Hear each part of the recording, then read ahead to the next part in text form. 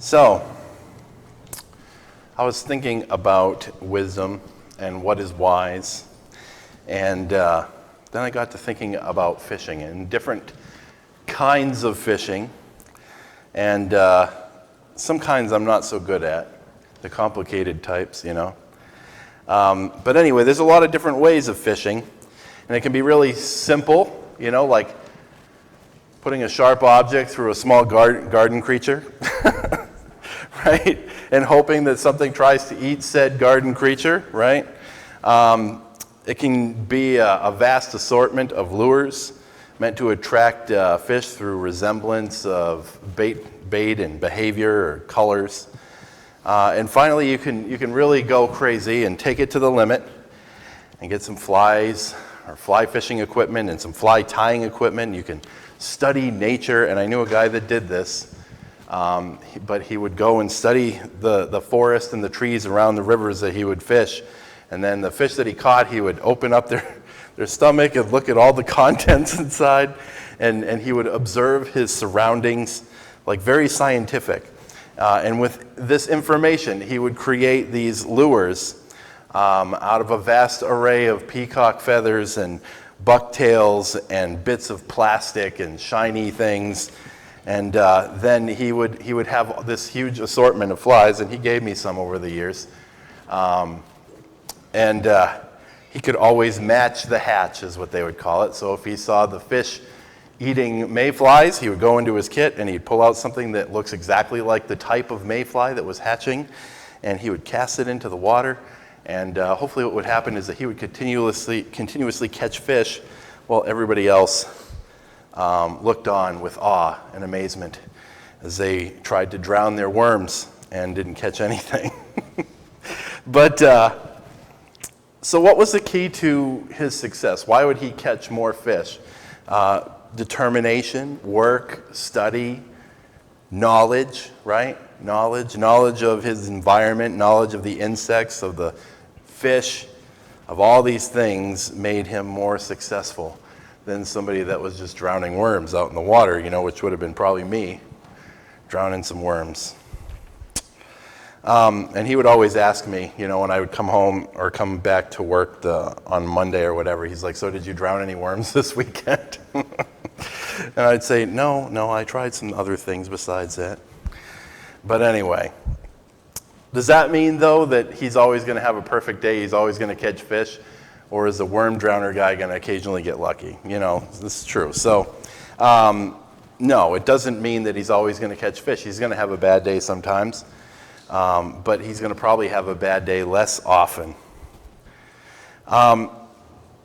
And as you know, knowledge is a useful thing, basically. Knowledge can help you achieve things that you want to have or get. But it's not just exclusively useful for fishing. It's also useful for a dedicated person that wants to learn about God, you know, and the good things that we can get out of it. And on Wednesday nights, we're going to be studying the book of Proverbs. So I've been reading in the book of Proverbs, and you know how they say 2 birds with 1 stone. Since I've been reading in the book of Proverbs, I'm getting ready to do Bible class on Wednesday nights, I figured, you know, I'll just talk about one of the chapters because, hey, you know, I'm already reading it, right? And so what we're going to see today, we're going to read chapter 2, which is not long. It's not very long. But we're going to see a recipe for being successful as far as what God would want us to do. Does this mean that somebody that lives this way or lives according to the wisdom that's in these Proverbs going to always be successful? No, just like that fisherman, you're not always going to be successful. Sometimes the fish are just not going to bite. They're just going to be able to see through that fly tying attempt and say, you know what, that's not a mayfly, right? But you're going to be successful more often and in the things that matter the most in life. And even when you do have a hard time, godly wisdom helps us to deal with those hard times in a better way than just going on it on our own or going it alone, right? And God's knowledge also provides protection in a way in that form of wisdom. It provides a type of common sense, if you will, or God sense, right? And if you think about how valuable street smarts can be, then these type of God smarts are valuable in all kinds of neighborhoods, just not the one you grew up in. So we're going to read chapter 2. We're going to pull out some productive points from it. And it's going to tell us how to search for wisdom and to find benefit and value from that wisdom that we gain. All right, so Proverbs chapter 2. It says, "My son, if you will receive my words and treasure my commandments within you, make your ear attentive to wisdom, incline your heart to understanding. For if you cry for discernment, lift your voice for understanding. If you seek her as silver and search for her as hidden treasures, then you will discern the fear of the Lord and discover the knowledge of God. For the Lord gives wisdom, from his mouth come knowledge and understanding. He stores up sound wisdom for the upright. He is a shield to those who walk in integrity, guarding the paths of justice, and he preserves the way of his godly ones. Then you will discern righteousness and justice and equity in every good course. For wisdom will enter your heart, and knowledge will be pleasant to your soul. Discretion will guard you. Understanding will watch over you to deliver you from the way of evil, from the man who speaks perverse things. From those who leave the paths of uprightness to walk in the ways of darkness, who delight in doing evil and rejoice in the perversity of evil, whose paths are crooked, and who are devious in their ways to deliver you from the strange woman, from the adulteress who flatters with her words, that leaves the companion of her youth and forgets the covenant of her God. For her house sinks down to death, and her tracks lead to the dead. None who go to her return again, nor do they reach the paths of life. So will you walk in the way of good men and keep to the paths of the righteous, for the upright will live in the land, and the blameless will remain in it. But the wicked will be cut off from the land, and the treacherous will be uprooted from it." Okay, so that's a lot there to think about. Not a very long chapter, pretty short as far as chapters go, but there's a lot of little nuggets of wisdom in there, right? And the values of wisdom. So the first part of it is, how should we pursue it, or how should we look for wisdom? Do we just like sit around and absorb it? Be nice, right? If you could just sit around at night and say, I'm going to read the Bible and go to sleep right now. It would just kind of get absorbed in there, but that's not how it works, right? Solomon instead tells us that we need to pursue it with a type of gusto, right? With this fervor. He says to use your senses when you're absorbing this wisdom. He says to listen with your ears and to open your heart to its influence. He says to cry out for it and pray for it fervently, just as Solomon did, right? Solomon prayed to God for wisdom, and God gave him wisdom. And because God was so impressed that he asked for wisdom, he gave him everything else too that anybody else would possibly want. But Solomon says to seek out wisdom, and it's given a gender, she, and wisdom in Greek is Sophia, right? The Hagia Sophia, it's the house of wisdom, but it has a female connotation to it, which is interesting, isn't it? But anyway, seek her out like she is silver, and silver is valuable, right? So it's like cash in your pocket. Look for it like it's silver. And then he says, or like a hidden treasure. You ever saw, what is it, Robinson Crusoe? No, not Robinson Crusoe. What's it? Treasure Island, yes. Yeah, they're out and they're searching for this treasure, and they're crossing the seas, and they're, all want to get rich, and they're looking for it like it's, super valuable. It's like, oh, this is going to make our lives so great and wonderful. And Solomon says, you know what? You should treat wisdom like it is a treasure, like you're digging for a hidden treasure. And then if you do these things, if you have this type of attitude toward trying to learn the Bible, not just like doing the bare minimums like, oh, well, whatever, but like really going for it, then he says, you know what, you're going to find that. You're going to find that wisdom, right? And as we acquire this wisdom, as we acquire this knowledge, Solomon is telling us that you know what, it is useful, and I'm going to tell you why it's useful. It's useful for your life. You can put it to good use. Firstly, it's useful because it helps you to understand God, right? It helps you understand who God is, because God is true wisdom. It's a key to treating other people justly. It's a key to walking or knowing right from wrong, right? Walking in the path of righteousness. And those who seek to understand God and live in his ways, those people that draw themselves near to God, God will draw himself near to them, right? Solomon says that God is a shield to the people who walk in integrity, people who have wisdom. And how does this shield work with wisdom? Well, there's a little passage here. It says, discretion will guard you. Understanding will watch over you to deliver you from the way of evil. So that's verse 11 and part of 12 there from Proverbs chapter 2. So discretion will guard you. Understanding will watch over you to deliver you from the way of evil. So how does that work, right? Well, I was reading the news and I read a really sad story, okay, in the news. And this just happened a couple of days ago. And it's really a tragedy. But nightclubs are not really a great place for folks. And a lot of shady stuff goes down at nightclubs. Drug dealing, trafficking, alcohol, loose hookups, all kinds of stuff like that. And just 2 days ago, there was a 17-year-old girl from London and a violin prodigy. So exceptional at playing the violin for her very young age. And she went to a nightclub in New York, and she tried this new designer drug that came out. It's called Calvin Klein, and it's slang for cocaine and ketamine mixed together in a combo. And unfortunately, this is a very unstable combo of drugs because they do opposite things. One's a downer and one's an upper, so you can imagine that's usually a really bad combination. And she died. She died. The 17-year-old girl, this little girl, a prodigy with the violin, went to New York, and she's gone now. So,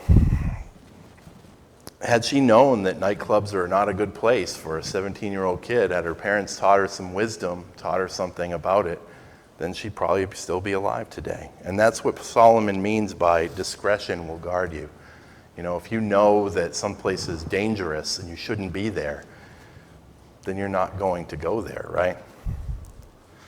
And that understanding will watch over you to deliver you from the way of evil. So, if we're really focusing and thinking about, God and what he recommends for our life, then we know that there's a lot of things in the world that try to hurt us, don't we? People try to convince us to do really unintelligent, very foolish things, evil things. And it's really sad when something like that happens. And Solomon kind of talks about it too, right? He says that wisdom delivers you from these types of things. He says, from the man who speaks perverse things, from those who leave the path of uprightness to walk in the ways of darkness, who delight in doing evil and rejoice in the perversity of evil. Those paths are crooked, and who are devious in their ways, to deliver you from the strange woman and from the adulteress who flatters with her words. He's talking about all these things. We think, I think sometimes, that all this evil stuff like, bars and nightclubs and all that kind of stuff is new or hasn't been around that long. But, people did stuff like that 2,000 years ago. There was a lot of people doing bad things and getting mixed up in really bad things. and getting killed as a result. And people didn't understand or didn't think about it. They didn't have wisdom. They didn't think about what could happen. And I think when we're young too, right? When we're young, we think we're invincible, that we can do anything in the world, and that nothing is impossible for us, and all this other kind of thing. I'll get away with it. But what happens is we see all these young people out in the world that end up dying from thinking that way. I don't know if you know this, but I have a cousin who died of an overdose, and I knew him since he was born, and he was 21 years old, and he died. And it wasn't the first time. He dodged a bunch of bullets. He got in a lot of trouble with the law, but it caught up with him, and that was the end of it. And I still miss him, even though I didn't know him real well. But I bet all of us have friends that have gotten themselves into trouble, like this kind of trouble. And if they keep at that stuff, the world just sucks people in, and the world says this is fun.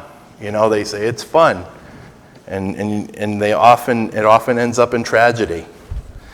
And many of the world's answers, many of the things that people tell you will make you feel better or that is fun, it ends up causing a lot of harm. It hurts not just the people themselves, but it hurts their families too. Wisdom of the world often brings tragedy. Bad things happen.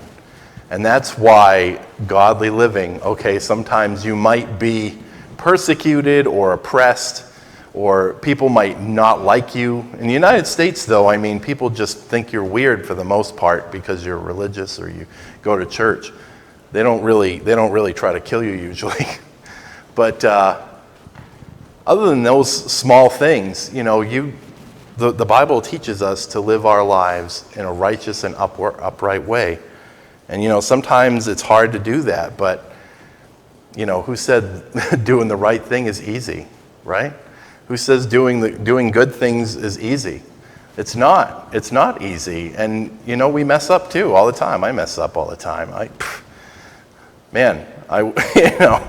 I wish I could do things differently. Half the time I do them, or I say something and I'm like, oh man, I cannot believe I said that. You just see your wife's face and she's like, I can't believe you just said that. But we all make mistakes, don't we? But we're trying to do better, and that's what it is. And you learn discernment. You learn this wisdom from studying, from reading the Bible, from absorbing it, looking at it like it's a treasure, because it is. There's a lot of good information in the Bible. There's a lot of really good wisdom. If we're willing to open our minds, open our hearts, accept what it says, it's such a good book. It really is, and it can change your life for the better if you are willing to let it. If you don't let it, if you don't let that wisdom in, if you don't listen to what it has to tell you, then it's not going to make a difference in your life. It won't change you. It's not going to do anything for you. But when you read it, you study it, you understand it, and you do it, then it will make a difference. Then it will start to change who you are, and for the better, and you're going to feel better. And I know most of us already know that, right? We already know that this really has a profound impact the more that we let it in. And it really does. And it makes a big difference if we're willing to let God teach us some things. Because, believe it or not, He knows a thing or two about the right way to live, since He maybe invented living itself, right? So the best answers in life, they come from God, and they bring light and goodness into dark and difficult times.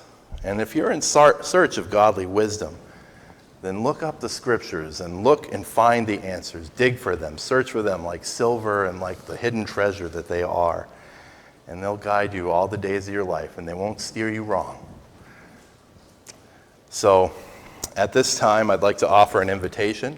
If you haven't yet given your life to the Lord and you believe in Jesus Christ and you're willing to repent of your sins, means turn away from the darkness and embrace the light, and you're willing to be baptized for forgiveness of those sins, then you can have eternal life. And I want to encourage you to come forward this evening if you so desire it in your heart as we stand and we sing our closing song. When we all get to heaven,